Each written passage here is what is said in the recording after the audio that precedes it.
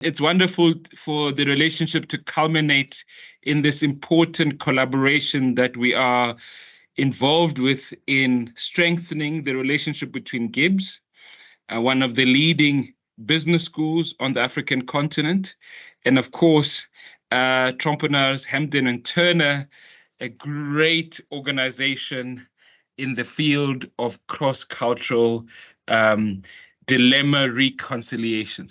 Tell us a little bit about THT, please, Fons, and why do you do what you do? Okay. Oh, thanks, Morris, for the wonderful introduction. I'm very pleased to work together with GIBS because you're saying one of the leading, I think it is the leading business school in Africa. And later on, we'll talk a bit about the role of business schools and how it emerges. But a bit about our own Trompenaars Hampden-Turner. I was born out of a French mother and a Dutch father. That stimulated me, I think, unconsciously. Now everything is rationalized, to be interested in the intercultural spheres as a child, because the French are pretty hierarchical and the Dutch are very egalitarian, and still I love both families. Now I'm jumping a bit. After my PhD, where I looked at what is the effect of national culture on organizational culture, started my own consulting work, and in areas of cross-cultural management, how can leaders who have multicultural teams work more effectively? Because most models we believe of leadership are culturally biased. So you need to go beyond the bias of culture. And there are models to do so. Mergers and acquisitions, so integrating different cultures, is another area. And lately, a lot of diversity and inclusion work. So how can we take advantage of diversity by including people? That's in a nutshell what we are about. And again, wonderful to work with GIBS, an old friend of ours. Lovely. You know, as you know, Fons, we are born out of a very complex history in South Africa. And in South Africa, the complexity is such that we were very good at separating each other from each other, belittling each other, demeaning each other, and seeking in the process to dominate each other.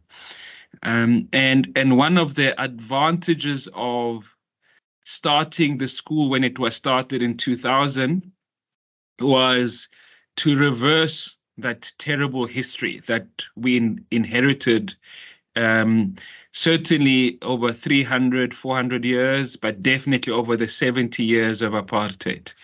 And within that context, what we're now framing that as one of the pillars of GIBS is this notion of humane-centered leadership. And under this concept of humane-centered leadership, we are looking for leaders that, on the one hand, do the hard work of accountability, and on the other hand, do it with care and compassion.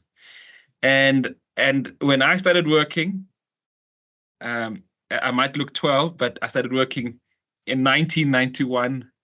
It was all about accountability.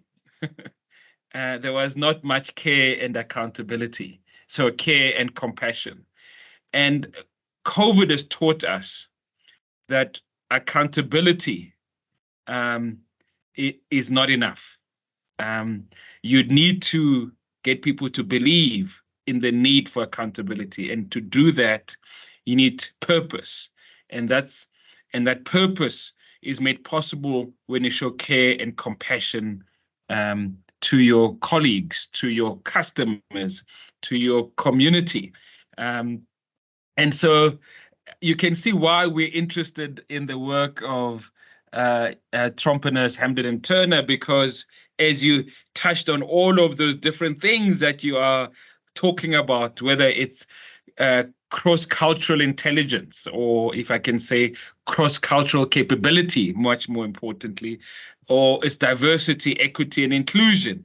These are all important things that really require us to see each other first and foremost as humans and not as machines. When I started working, people were machines to get things done. Now we recognize that people are much more than machines. They bring their whole self to the workplace, and we need to have that cultural capability to manage the complexity of this whole human being who's coming to deliver a product or a service. How do you help organizations navigate this new world that I've just described, Fons? Oh, that's a wonderful question, Morris. And by the way, thank you for a wonderful overview of where I think the world needs to be going. I was reading a book by a professor when I did my PhD in the States, in Philadelphia, and it was called On Purposeful Systems. And he says, human beings were treated as goal-seeking, but they're also goal-setting. And you can only have a purposeful system if you combine goal-seeking and goal-setting. And very often human beings were ignored of having an own intention, an own purpose, right? And now we're getting into a world where purpose, values, behaviors become part of the humane leadership style. And I fully agree, that's the way to go. And by the way, if you're worried about shareholder value, it increases shareholder value. But it's not enough. Like I say, shareholder value is the value for people that never share. Now, what I would like to do in our work is to say that the value of a value and the system of values creates the purpose. The value of value is, does it help you to reconcile your dilemma? So if you say, yeah, but we need to pay our employees more because they do such great work, and then others say, no, the shareholders will not agree with that, we call that a dilemma. Why? Because you need both. And this is just an example. But all the stakeholders, from shareholder to stakeholder, is loaded with dilemmas between the stakeholders. And if we take, for example, on the one hand, we need to reduce cost. On the other hand, we need to develop our people. On the one hand, society is telling, be healthy, while you are PepsiCo or Coca-Cola selling very indecent food. Now, that's a dilemma. And if we don't reconcile them, the results, the performance, however you measure that, will decrease. Now, our work is to help clients not only to see how different cultures, the culture of the shareholder, the culture of the client, or international type of, the Germans were always green, while the Americans say, let's go. Dilemma management is an idea where the worst you can do is make a choice.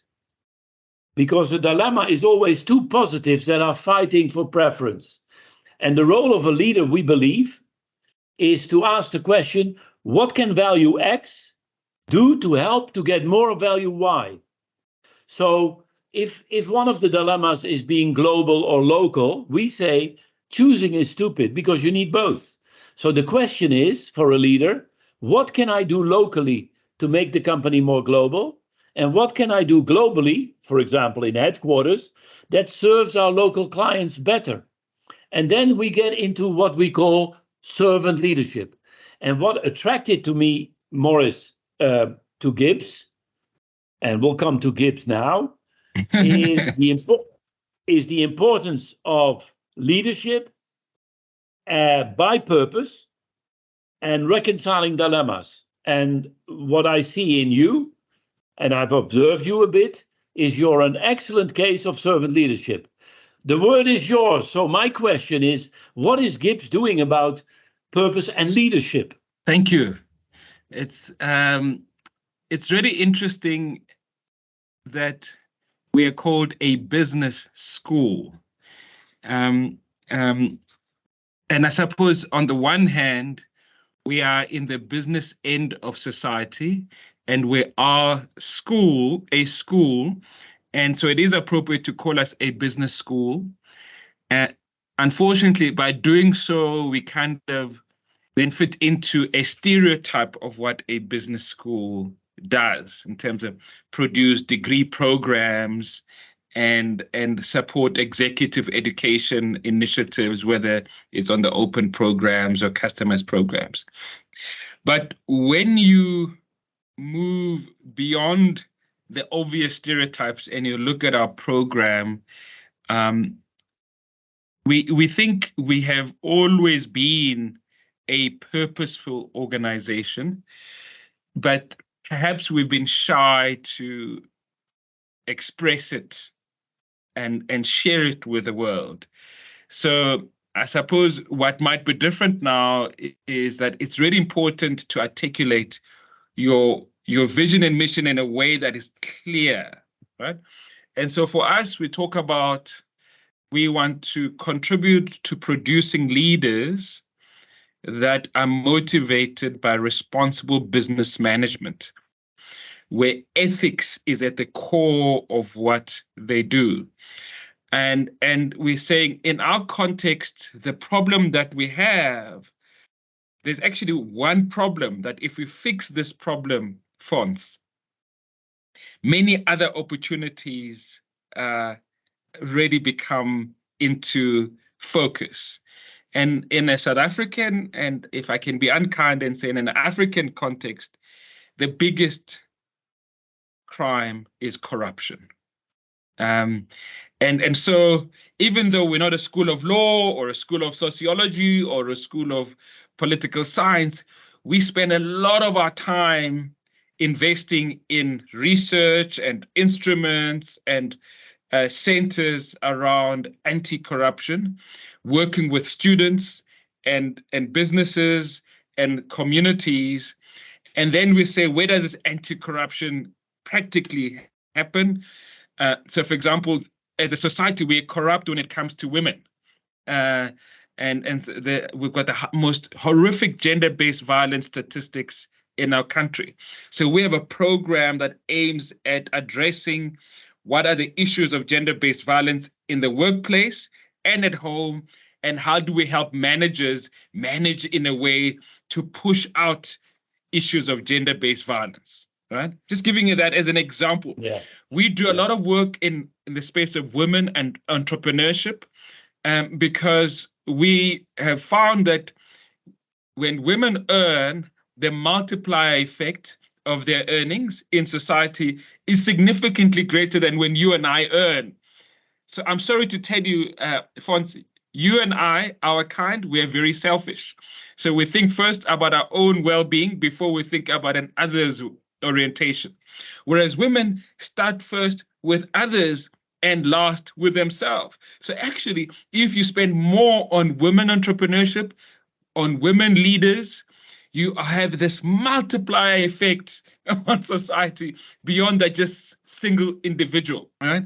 Yeah. And so I could go on and on about the different things that we're doing. And the latest one is we're doing work and adopting hospitals and working with our students in those hospitals to provide consulting work with our MBA students, our executive students, so that on the one hand, they're learning and they're giving of their skills, volunteerism, because we're not very good at volunteerism in this country, right? And yet there's so much that is required for this country to work. So for us, responsible business management doesn't begin and end in the classroom. It is practiced in the classroom, practiced outside of the classroom, and then these conversations continue. So it's ongoing learning. So when you ask me, what are we doing about purpose? We're saying everything we do should be about not aspired, but actualized responsible business management. And so in partnership with organizations like yours, we then want to make sure that our leaders, our students, our delegates don't just talk about multicultural capabilities, they actually practice them, right? And so because it's so important, we think there's an urgency of change that is required in our country. And we need to go beyond teaching. We need to go into the doing with our students. And what is exciting for me and us collaborating is is beyond teaching.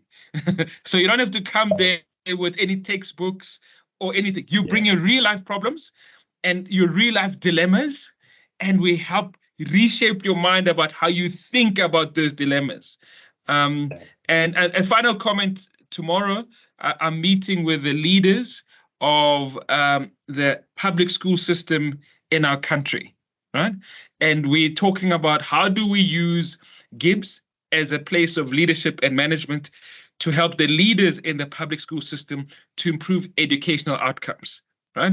And one of the conversations I had with them is that you guys like to dichotomize your problems when you could possibly frame them as two competing positive things that you need to reconcile. Exactly the conversation you had earlier, because they were talking about dichotomizing. I said, you're describing these as a negative, but they're both positive. You just haven't worked out how to pull them together for better outcomes for future leaders, our children in the schooling system. So we are doing some really wonderful stuff, but I think we need more tools, more partners, more committed resources to make a change in our society. How does that sound to you, Fons? No, we're on one page. This is so important. And if I look at some of our successes, is not that there is theory and there is practice. As Kurt Lewin said, there's nothing as practical as a good theory. In our work, we have combined research with our clients and theorizing about it. And then the better the theory got, the better the practice became. And that's wonderful. So that's one reaction. Some other reactions, let me go back to corruption. You know, a good leader sees the world as a series of dilemmas, but not everything is a dilemma.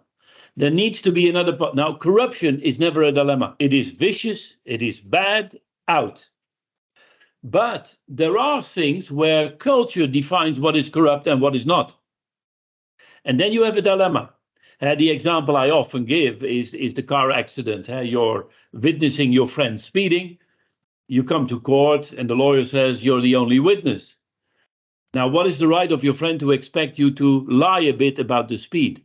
Now, in some cultures, it's all about relationships and I need to help my friend.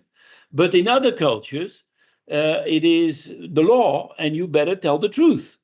Now, what I learned in Japan, and that's what we're trying to teach, is asking the question, what can I do with the relationship I have with my friend to get the truth? So invite your friend to tell the truth. And then you will witness to say, what a great friend this is to tell the truth while there is no other witness. And a good judge will see that. Now, that is integrity. So the opposite from corruption is being of high integrity. Integrity is creating wholeness through the integration of opposites. Yin and yang, right? Yeah. And now what is cultural is what has preference. The relationship to get the truth, or do you start with the truth to deepen the relationship? So culture and dilemmas, dilemmas are human, but the way we approach dilemmas is cultural. And that's what we try to teach people. And a final point, we once in one of the editions of Riding the Waves of Culture, which is a bit our, let's say, basic book, there was a chapter on South Africa, because everybody was in love with Mandela. And we wrote a chapter called The Rainbow Nation. And although it's not in the chapter, but when you were talking about South Africa, I was thinking about the rainbow is the end result in the fight between the sun and rain. It's a dilemma. And look, if you reconcile it, what beautiful colors you get, right? Yeah. And it's perhaps a metaphor to think about how can we distinguish a problem from a dilemma. And once it's a dilemma, how can we teach leaders to practically, because we have 6 steps. The 6 steps is what are the actions you need to take to reconcile this dilemma. Now, I can give you many examples, but forget it for this podcast. I think it's good enough to say, hey, our mindset need to change. You know, I live close to Amsterdam. Amsterdam, 57% of people living in Amsterdam have parents or themselves not born in the Netherlands. So you don't have to travel anymore to have an international environment. And it's loaded with dilemmas. Do you are top down, bottom up, global, local, We need another paradigm of leadership. And what I've seen in GIBS is the openness already, indeed, in the early 2000s, where I did some stuff in South Africa. What a beautiful campus you have, by the way. Thank you so much, Fons. Yeah, I know, but I'm very often in business schools, but there are favorite ones. Yeah. Now, Maurice, may I be a bit cynical by the quote of Mintzberg, one of the big strategic or thinkers about strategy. And, he very often says, oh, MBA stuff. And by the way, he's part of a business school at McGill. McGill, and he says, right, MBA is mediocre but arrogant. And those are the people that give the most brilliant answers to fundamentally the wrong questions, right?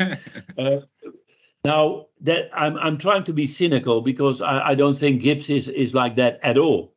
I was at Wharton where it was very technical. Although I did a PhD, I had nothing to do with the technical stuff. It's a great school, but it was very purposive, not purposeful, right? Yeah. Now, my question to you is, what do you think is one of the most, one or two or three, to be developed competencies of a leader to make him or her successful?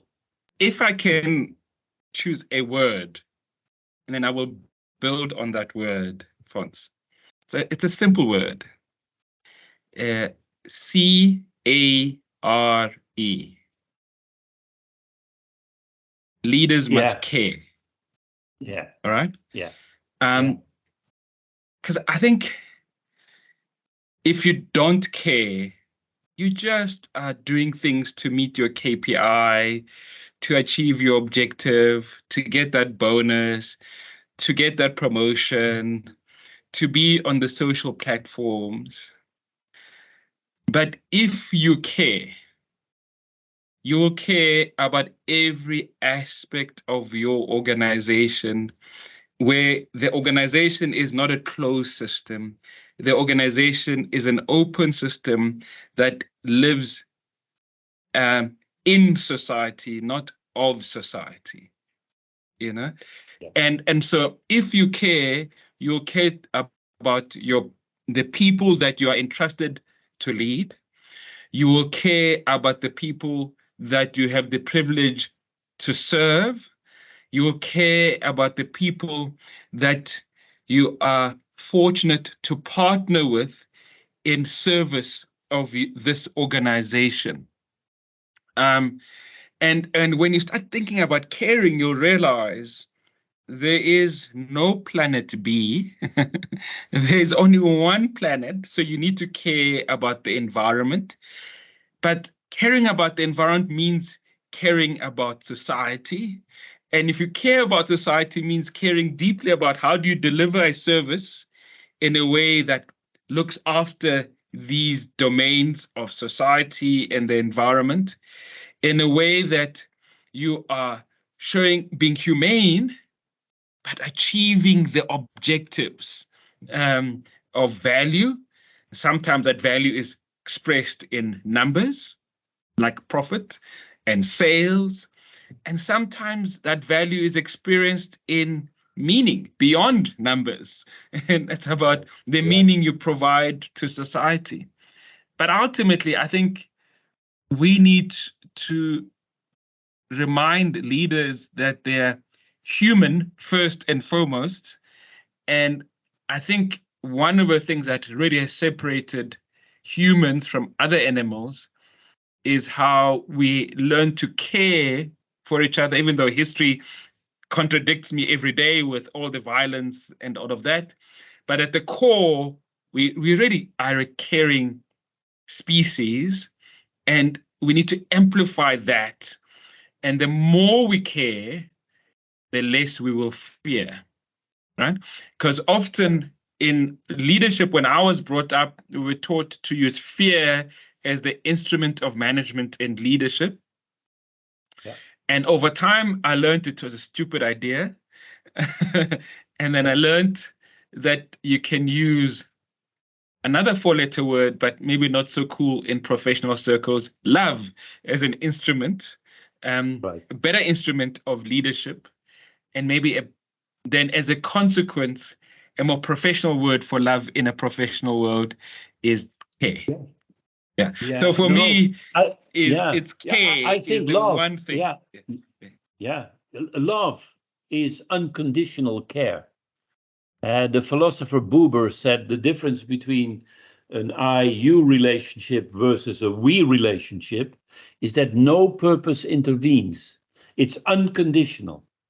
I don't have a purpose that I relate with you. You don't have a purpose that you relate with me.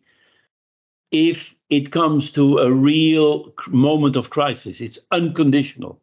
And that's love. So love is very connected to care, but it's unconditional. And I see there are too many conditions that overplay, let's say, that hindered care to go into love. And I think since we are on that subject, and it has perhaps to do with my age. You're not there yet at all, Maurice, but I am. Is the metaphor of being a good parent, a good father, a good mother. And that's all about love. That's about care. But it also means that sometimes you're severe and sometimes you're just pampering, right? But it's that interplay of both, because the risk in leadership, especially servant leadership, is that, oh, that's a soft person, anything goes. No. Servant leaders even fire people, but they do it with love. You know, Maurice, I love you. That's why I fire you, because you will never be happy in our organization. And by the way, since I love you, Maurice, I will find you another job. Yeah. You get my point. By the way, this I do, was absolutely. And so, you know, we were looking for leadership paradigms going beyond culture.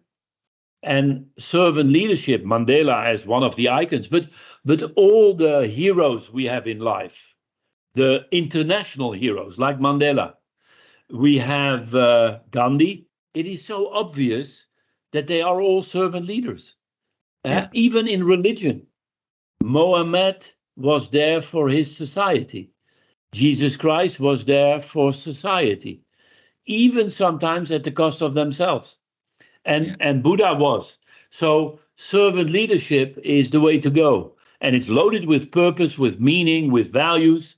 But keep it practical. It should not become, oh, let's pray for the servant leader. No, let's practice. And we can do it every time. Yeah. So, you know, what's really wonderful about the world of practice and theory is that we can constantly influence each other. And so as we're getting closer to closing out this first podcast of ours, I want to influence you to adopt a different term. So you use the word servant leadership. And in South Africa, servant is problematic. So we use a different concept similar to servant called service leadership. And I agree. Yeah. And so let me just make this point. So the idea of service leadership is deeply rooted in this concept of Ubuntu. And in that concept, it talks to the idea that you are in service constantly to your community. And it's through that service and connection to your community that you are authorized to be an individual. So there's always an assumption that Ubuntu is about collectivism, but no, it's about both. It's about an individual only earns the right to be an individual once they've demonstrated their connection to the collective. And Yes. so Yes. I am the individual because we are the collective. Ubuntu has reconciled the dilemma of individual cultures and collective cultures and puts it into one and underpins that and says, I'm in service to the community, and through being in service to the community, I'm in service to myself. Yeah, no, it's a better term. You know why we use this term is because originally it was developed by Greenleaf, and it's in his service that we use the old term. But I agree, it's a dilemma. What about, and we have played with this as well. What about serving leadership? Oh, I like that. I like that. Serving leadership. Because it's forward-looking. It's a journey without a destination. Yes. It's going. Correct. I'm going to continue to serve you. Serving leadership. I like that. I like that. Okay, good. So we can. That's our dilemma reconciled right there. Here we are. No, wonderful.